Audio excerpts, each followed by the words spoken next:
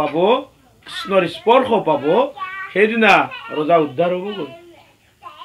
আৰু ৰজা ত্ৰিকুট পৰ্বতত গৈ হস্তি হৈ থাকিল। ঠিক তেনেকৈ গ্ৰাহটো আছিল স্বৰ্গৰ গন্ধৰ্বসকলৰ ৰজা হু ৰজা। হু ৰজা এদিন তেওঁৰ পাত্ৰ মন্ত্ৰীসকলক লগত লৈ পত্নীসকল সহিতে হিমালয়ৰ পাদদেশত মানে নামনিত এটা সৰোবৰত গা ধুবলৈ আহিল। গোটেইবিলাকে ফূৰ্তি তামাচা কৰি গা ধুইছে।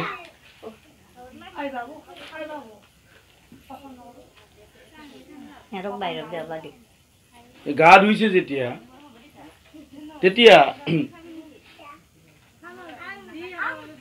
তাৰে আগৰ ঘাটটোত দেৱল নামৰ এজন ঋষিয়ে সদায় নাভি পদ্মলৈকে পানীত নামি ব্ৰহ্ম চিন্তা কৰে, মানে ঈশ্বৰ চিন্তা কৰে। ৰজাই যেতিয়া পত্নীসকলৰ লগত গা ধুই আছিল, মুনিয়ে ঠিক সেইখিনি সময়তে ঈশ্বৰ চিন্তাত মগ্ন হৈ আছিল। পানীত নামি যেতিয়া পানীত নামি মগ্ন হৈ আছিল, তেতিয়া ৰজা আছিল আচলতে সদগুণী, তেওঁ গন্ধৰ্ব, সদগুণী, দেৱতাসকলৰ নিচিনাই। তেওঁৰ এই পত্নীসকল যে লগত আছিল, লগত থকাৰ কাৰণে তেওঁ ৰজগুণ আহিল। ৰজগুণ আহি ভাবিলে যে মুনিক যদি মই পানী তলেৰে ডুব মাৰি গৈ চক খুৱাব পাৰোঁ, তেতিয়াহ'লে মুনিয়ে চক খাব, মোৰ পত্নীসকলেও আনন্দ পাব। এই ভাৱনাটো তেওঁৰ আহিল, এটা অহংকাৰ ভাৱনা আহিল।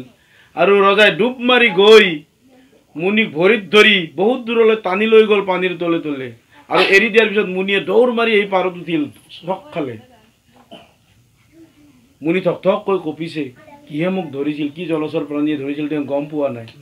ইফালে ৰজাই তেওঁৰ পত্নীসকলৰ ওচৰলৈ গৈ অট্টহাস্য কৰিছে, হাঁহিছে। তেতিয়া মুনিয়ে গম পালে, তাৰমানে ইহে মোক টানি লৈ গৈছিল। আৰু তেতিয়া ক'লে, তোৰ যদি ইমান জলচৰ প্ৰাণী হোৱাৰে ইচ্ছা, তেতিয়াহ'লে যা, তই গ্ৰাহ হৈ থাক গৈ, এইবুলি অভিশাপ দিলে। আৰু এই অভিশাপ তেওঁৰ কাণেৰে প্ৰৱেশ কৰাৰ লগে লগে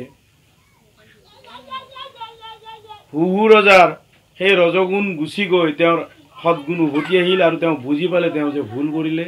মুনিৰ চৰণত আহি ধৰিলে, মুনিবৰ মোৰ মহা ভুল হ'ল, মোক ক্ষমা কৰি দিয়ক।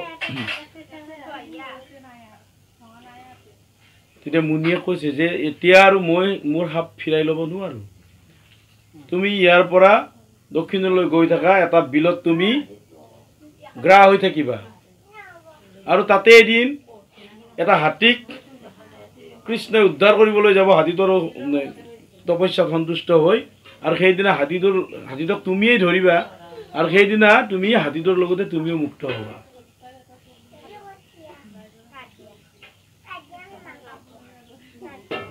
এই গজেন্দ্ৰ হৈছে ইন্দ্ৰজন্য ৰজা, আৰু এই মানে গ্ৰাহটো হৈছে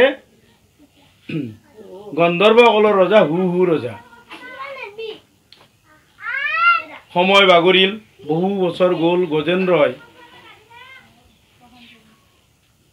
ত্ৰিকুট পৰ্বতত তেওঁৰ লগৰ হস্তীবিলাকৰ সৈতে নানা খেলি কৰি ঘূৰি ফুৰে।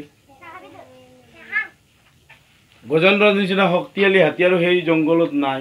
মহা শক্তিশালী কাকোৱে ভয় নকৰে, যিফালেদি যায় এফালৰ পৰা মহতিয়াই লৈ যায়। সৰু সৰু প্ৰাণীবিলাকে, হহা এন্দুৰবিলাকে প্ৰাৰ্থনা কৰে, হে প্ৰভু, আমাৰ এইফালেদি আহোঁতে অলপ চাই চিতি যাব, আমাৰ পোৱালীবিলাকৰ অনিষ্ট হয়, আমাৰ অনিষ্ট হয়, গাঁতবিলাক ভাগি যায়, তাতে গছকত পৰি বহুত পোৱালি মৰিবও লগা হয়, গছ লতাবিলাক ভাগি যায়, চবেই কষ্ট পায়।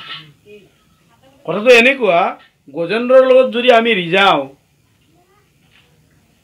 গজেন্দ্ৰই যিটো কৰিছে আমিও সেইটোৱে কৰিছোঁ। মোৰ কামটো হওক, বাকী কোনোবা মৰিলে মৰক, মোৰ ক'বলৈ তাতে একো নাই, মাত্ৰ মোৰ কামটো সিদ্ধ হ'ব লাগে।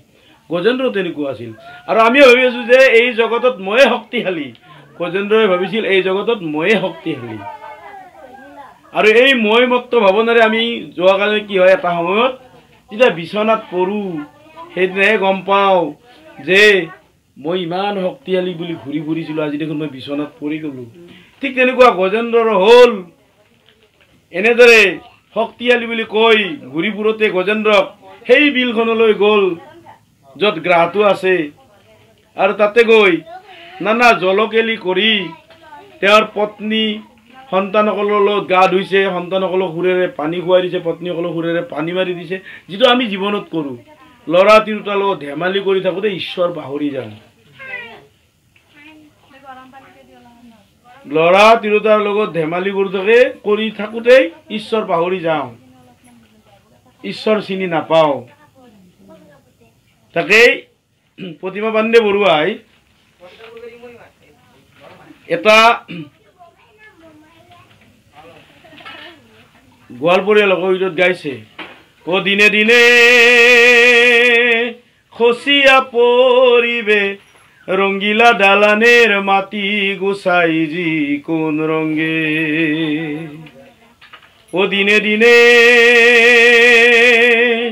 খসিয়া পরিবে রঙ্গিলা দালানের মাটি গোসাই জি কোন রঙ্গে, বান্ধিছন ঘর মিঠা মিঠা দ্বন্দ্ব বাদে গোসাই জি কোন রঙ্গে, দিনে দিনে খসিয়া পড়িবে রঙ্গিলা দালানের মাটি গোসাই জি কোন রঙ্গে। দিনে দিনে আমার এই রং রহস্যর ঘর এই দেহটো জৰাজীৰ্ণ হৈ গৈ আছে। আমি কোনোবাই অনুধাৱন কৰিছো নে নাই কৰা? কোনো কালেই নকৰোঁ। কাৰণ এই জগতৰ পৰা কোনোজন মানুহেই এই সুন্দৰ জগতখন এৰি যাব নিবিচাৰে। সেইকাৰণে আমাৰ দেহটো যে জৰাজীৰ্ণ হৈ গৈ আছে, আমি যে এদিন কেঁচুৱা আছিলোঁ, কেঁচুৱাৰ পৰা শিশুকাল পালোঁ, শিশুকালৰ পৰা কৈশোৰকাল পালোঁ, কৈশোৰৰ পিছত যৌৱনকাল পালোঁ, এনেকুৱাকৈ কালবিলাক এটা এটাকৈ কি হৈছে কালে গিলিলে। আমি অনুধাৱন কৰিবই পৰা নাই। তাকে কৈছে দিনে দিনে খচিয়া পৰিবে ৰংগিলা দালানেৰ মাটি গোসাই যিকোন ৰংগে। এই ৰং ৰহস্যৰ ঘৰটো জৰাজীৰ্ণ হৈ গ'ল। এদিন মোৰ ছালবিলাক সোতৰা পৰা নাছিল, এতিয়া পৰিব। চকুৰে স্পষ্ট দেখিছিলোঁ। আজিকালি সম্পূৰ্ণ পোহৰ নাপালে মই চকুৰে নেদেখোঁ, কমি আহিল। মানে মই জৰাজীৰ্ণ হৈ গৈ আছোঁ। যেনেকৈ ঘৰ এটা বহুদিন মানে মেৰামতি নকৰিলে জৰাজীৰ্ণ হয়, ঠিক তেনেকৈ মই জৰাজীৰ্ণ হৈ গৈ আছোঁ। তাতে এটা পদত তেওঁ লিখিছে, বাল্যনা কাল গেল হাসিতে খেলিতে, যৌবনা কাল গেল রঙ্গে, বাল্যনা কাল গেল হাসিতে খেলিতে, যৌবনা কাল গেল রঙ্গে, আর বিধনা কাল গেল ভাবিতে চিন্তিতে, বিধনা কাল গেল ভাবিতে চিন্তিতে, গুরু ভজিবা কোন কালে গোসাইজি কোন রঙ্গে। বাল্যকালটো উমলতেই গ'ল, বালিঘৰ সাজি সাজি উমলিলোঁ। যৌৱনকাল আহিল, বিয়া বাৰু কৰালোঁ, ল'ৰা তিৰোতাৰ লগত ধেমালি কৰোঁতেই গ'ল, ঈশ্বৰ চিনি নাপালোঁ। বৃদ্ধকাল আহিল, আহিব আমাৰ, এতিয়া আহি আছে। তেতিয়া ভাবোঁতে চিন্তুতে যাব, কি মই দেখোন কেনেকুৱা আছিলোঁ, কেনেকুৱা হ'লোঁ। ইমান জোৰে খোজকাঢ়ি গৈছিলোঁ বা দৌৰি গৈছিলোঁ, এতিয়া অলপমান গ'লে ফপাওঁ। ল'ৰা তিৰোতাইও মোৰ কথা আগৰ দৰে নুশুনে, সামান্য কথাতে মোক নিৰুত্তৰ কৰে। বুঢ়া মনে মনে থাক, কিহৰ বেছি বেছি কথা কৈ আছা, কিবা আৰ্জি খুৱাইছা নেকি তই বুলি নিৰুত্তৰ কৰে। এইবিলাক ভাবোঁতে চিন্তুতে যাব। তেতিয়াহ'লে গুৰু ভজিবা কোন কালে? তেতিয়াহ'লে ঈশ্বৰ ভজনা কেতিয়া কৰিবা, যিটোৰ কাৰণে তুমি এই পৃথিৱীলৈ আহিছা? আমি পৃথিৱীলৈ অহাৰ উদ্দেশ্য এটাই, সেয়া সত্যক বিচাৰি আহিছোঁ। আমি 84 লক্ষজনী ভ্ৰমণ কৰি আহিছোঁ। 84 লক্ষজনী ভ্ৰমণৰ অন্তত আমি এই মানুহ জনম পাইছোঁ। ইয়াত যদি আমি সত্যৰূপী ঈশ্বৰক বিচাৰি ল'ব নোৱাৰোঁ, তেতিয়াহ'লে আকৌ 84 লক্ষজনীলৈ উভতি যামগৈ। এইটো হৈছে জগতৰ চিৰন্তন সত্য। আৰু যদি আপুনি এই জনমতেই ঈশ্বৰ চিনি ঈশ্বৰৰ শ্ৰৱণ কীৰ্তন ভকতি কৰি ঈশ্বৰ সাধনা কৰে, তেতিয়াহ'লে হয়তো আপুনি ইহ জন্মতে 84 লক্ষজনীৰ অন্ত পেলাব পাৰিব।